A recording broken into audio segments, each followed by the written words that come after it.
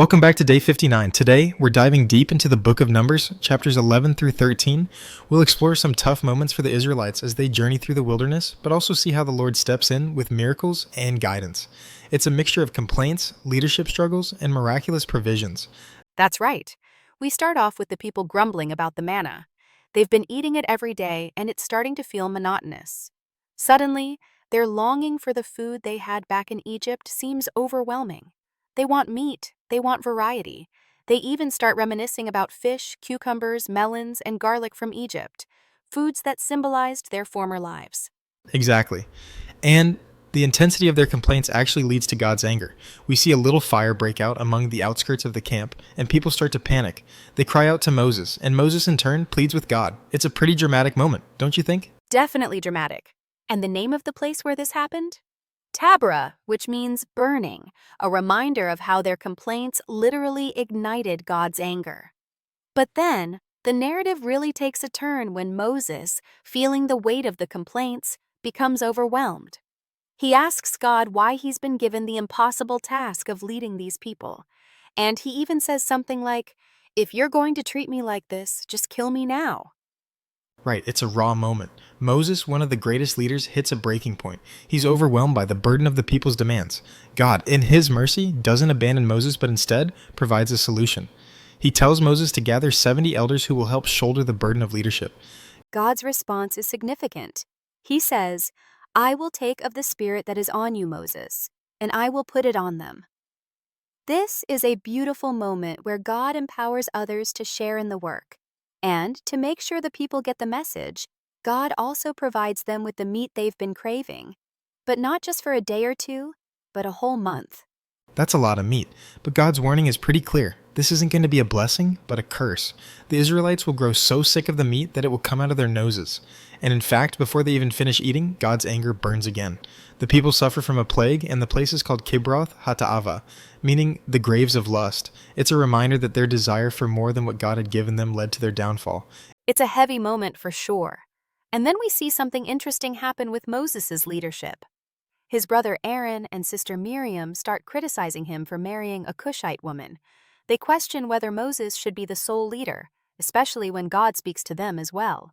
It's kind of a sibling rivalry moment. It really is, and what's fascinating is how God steps in. He calls all three of them out to the tent of meeting. God makes it clear that Moses is his chosen servant, the one who speaks to him mouth to mouth and sees the form of the Lord. This moment really highlights Moses' unique relationship with God. And then, to make matters more intense, Miriam is struck with leprosy. That's a powerful moment. Miriam's leprosy shows the seriousness of speaking against God's chosen leader. It's not just a punishment, but a lesson to the people about the authority Moses holds. Interestingly, it's Moses who intercedes for Miriam. He cries out to God, asking for her healing.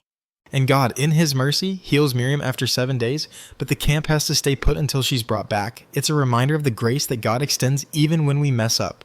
But in the meantime, the Israelites continue their journey, moving from Hazeroth to the wilderness of Paran. Now here's where things get even more interesting. God tells Moses to send 12 spies into the land of Canaan to explore it. They're tasked with bringing back a report on the land, the people who live there, and the resources available. This is a huge moment because the land of Canaan is the promised land, and the stakes couldn't be higher. Right? And the 12 men are all leaders from each of the 12 tribes, and they're given a big responsibility. They go on this 40-day mission to assess the land, and they come back with a report. The land is amazing, flowing with milk and honey, and the fruits are enormous. But they also come back with a problem. That's right. The land is inhabited by powerful people, including the Nephilim, giants, and fortified cities. The 10 spies who were with Caleb and Joshua are terrified. They think it's impossible to conquer the land. They describe the people there as giants, and they say, "We were like grasshoppers in their eyes."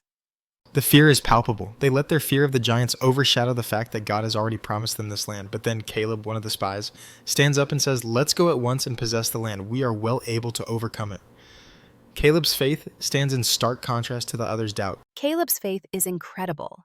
He's not denying the giants or the challenges, but he trusts in God's promise and power.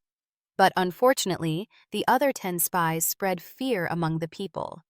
They call the land a land that devours its inhabitants, and they completely discourage the people from moving forward. The fear is contagious, and it's heartbreaking to see how the people's faith wavers. The entire congregation starts to weep and complain again, saying it would have been better to stay in Egypt than to die in the wilderness. The fear of the unknown, the giants in the land, outweighs the faith in God's provision. It's a tragic moment in Israel's history. Because of their lack of faith, the people end up wandering in the desert for 40 years. 1 year for every day the spies spent in the land. The consequences of this moment are massive. It's a lesson about the power of faith and trust in God's promises, and how fear can derail us from God's plans. And to add to that, only Caleb and Joshua, the two who remained faithful, are the ones who will enter the promised land. The rest of that generation will pass away in the wilderness. It's a heavy reminder that disobedience and lack of faith have real consequences. Indeed. But there's hope. God's promises are sure, and His plans will not be thwarted, even if it takes longer than we expect. The journey to the promised land isn't always easy, and sometimes our fears and doubts get in the way, but God is always working, guiding, and preparing us for what's ahead. And that's the end of today's deep dive into Numbers 11 through 13. So much to reflect on leadership, on faith, and on the consequences of grumbling and doubting. As always, we hope this conversation has given you some food for thought. What do you think, though? How do we avoid letting fear dictate our actions and instead trust God even in the face of giants? That's a big question, and one we'll leave for you to ponder. God bless.